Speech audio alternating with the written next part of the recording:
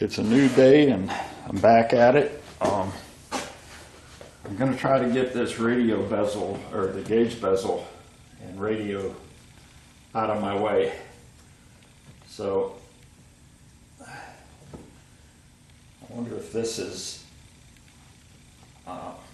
marked up like the other was, with which wires go where.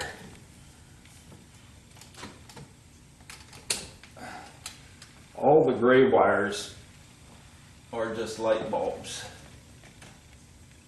so those are easy to take out. One in the bottom corner, one on the top. See if I can tilt this better. Number one, to get access for me. Number two, make it easier for you to see.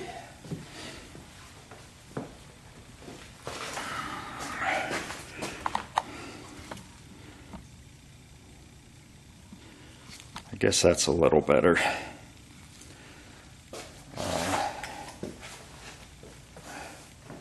So far I've taken out two gray wires, top center, bottom right. There's one in the bottom left.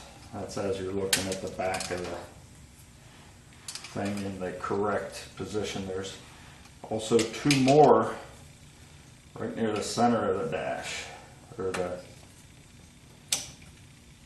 gauge cluster, I should say. Those just pop out. Okay. And those do have stampings by each hole that say gray. Okay. So over here it says pink, light blue. Well, you know what? Let's take the one off of the, let's see which gauge that is. That's the water temperature gauge.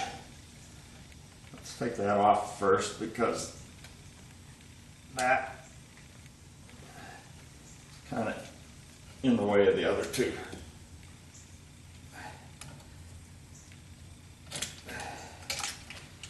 These are all just press fit things here. They are no clips like modern ones. Because back in these days, they didn't make them. And these are just lights with the pink and blue, and then you have a light blue and white. That is actually a white with a green stripe. Okay. Over here on the side is another one that's like pink and black. Well, pink and dark gray. Again, these are all lights. Okay, that's all the lights. Now the upper left-hand one, gas gauge.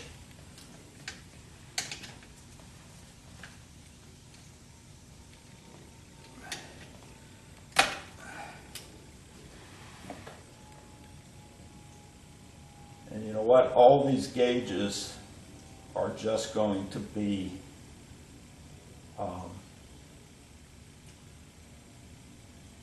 there's only, the clips are different. They'll only fit on one gauge.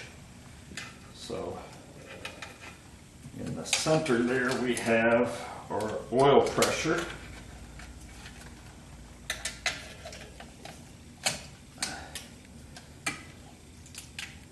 On the left, that looks new. That's probably the clock, because I put a quartz clock in here at one point.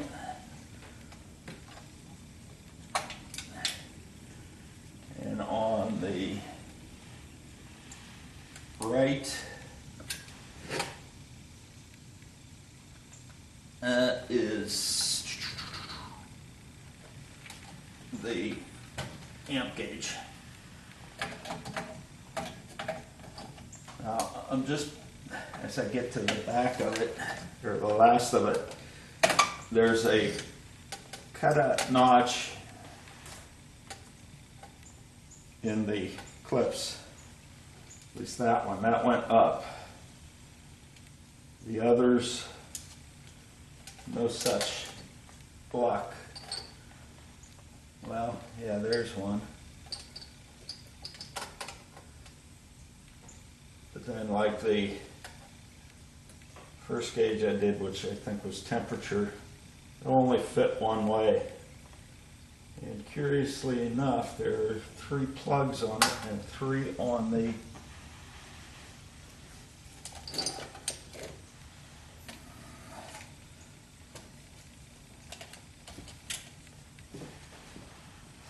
actual gauge. However, let me see if that's still in the frame. Nope.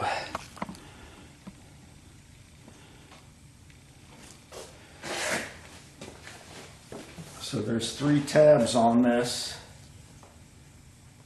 and find the thing now. Oh, I'm sorry. I thought that only had 2 wires in that, but it does have 3 on closer inspection. Now this one, the tabs on the gauge are kind of,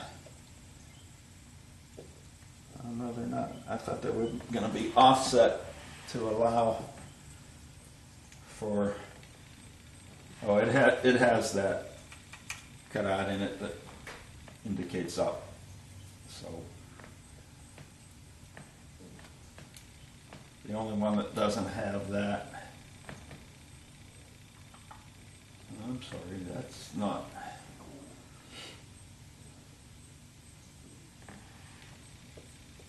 I was looking at this 3.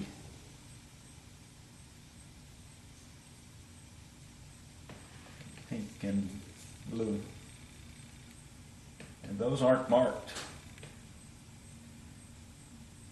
But as I said, they will only fit one way. Now, some of those might be to the radio. Nope. They're not to the radio.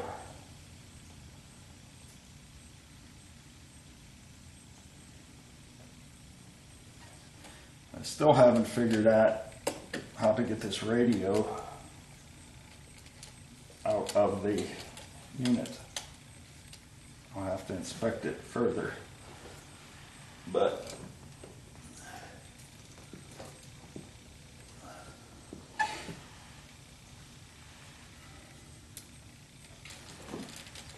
maybe there's some instructions. No, that's a wiring diagram.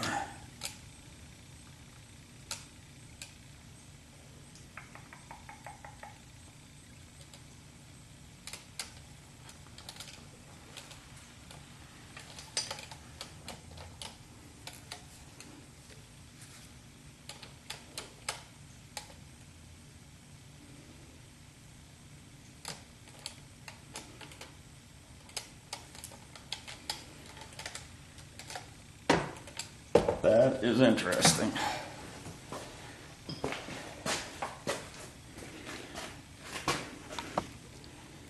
Some more investigation will have to be done on that. Okay, I may have found the trick here. I want to point out this is not a stock Corvette radio, so this is a Ken Harrison KHE 200. So what I'm about to show you here probably doesn't apply unless you have this radio, but it appears that these things here that I thought were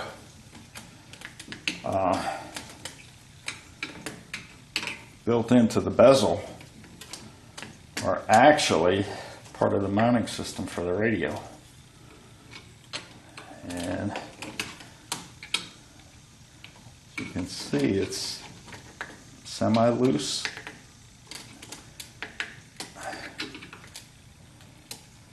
There we go.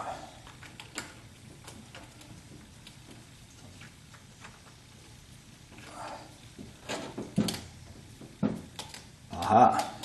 Now there's a nut in back of there. And if my memory serves me right, those are usually 5/8, but I could be wrong. Looks a bit big for 5/8, or 5/8 looks a bit big for it, I should say. That's much smaller than that.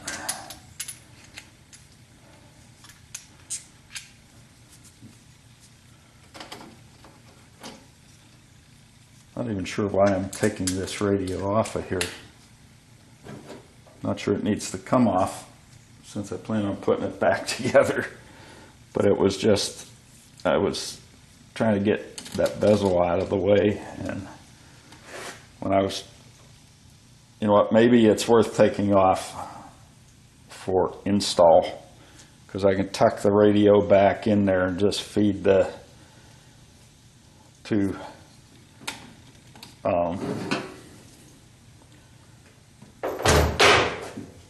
knobs through the holes, and once I do that I can tighten the radio in after doing the rest of it, after getting the bezel in place. That might be worth taking out. I also noticed on here I have a jack for an auxiliary input, which the reception on this radio isn't all that great. It might be because the radio's not that good. It might be because the antenna isn't very good. So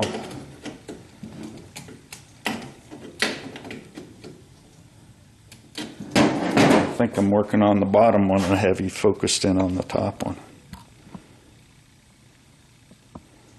There's that little cover.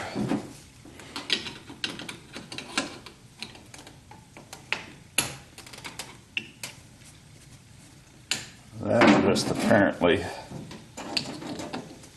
is some sort of a backing for the knob.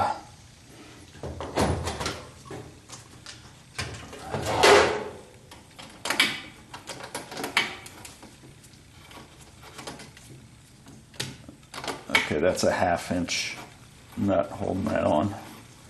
Like I said, I can probably slip the radio back in the back there, and when I'm placing the bezel, I'm going to back this out because I keep switching which nut I'm working on. So I've got the nut on top almost all the way off.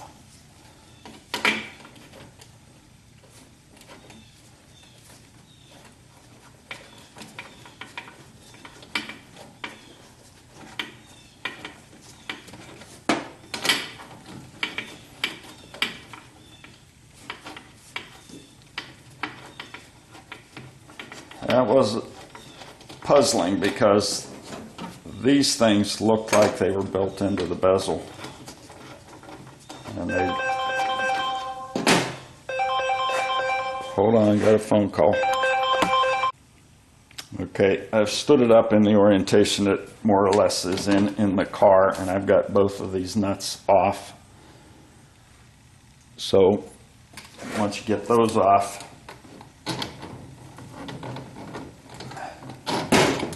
the bezel comes right off.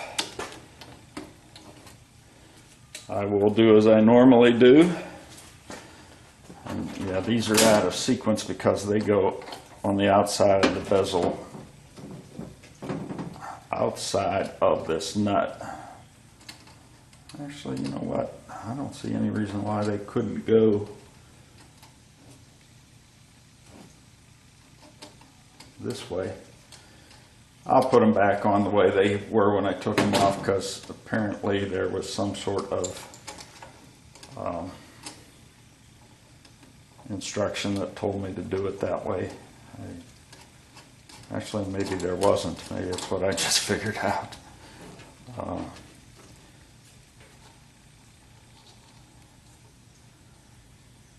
because I did look at the instruction manual to try to figure out what was holding it on, and there was nothing in there about how to install it, just instructions on wiring it. Whoops, and I forgot to put the piece on. So at any rate, this is out of my way now,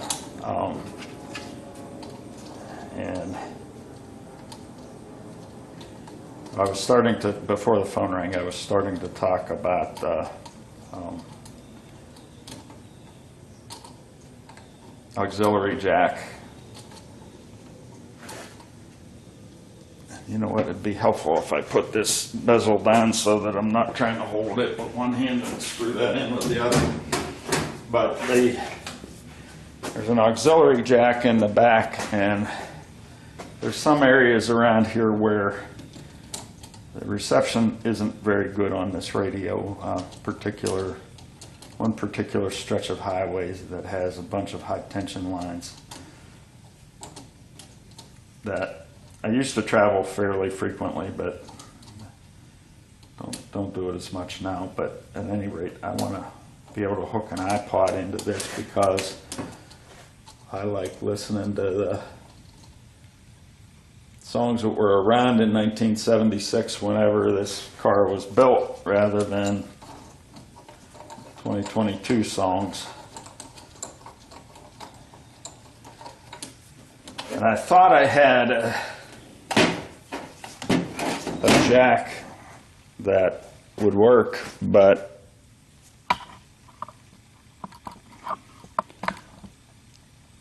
wow, the camera's picking up the flickering of the fluorescent lights, and they're not even visible to the naked eye. So here's the back of the radio. Got your antenna input. You have auxiliary input, left and right channels, and you have output for, I guess, an amplifier. I don't use the amplifier in this car, so I'll just be hooking auxiliary in to my iPod, and I'll be able to play music that I want commercial free, which is really my goal. So I've got those out of the way, and today I brought the instructions for the Vintage Air. So I'll be actually able to see everything or find out everything that I need to be able to, or I need to take out in order to install it. I'm going to dig those out and start reading them.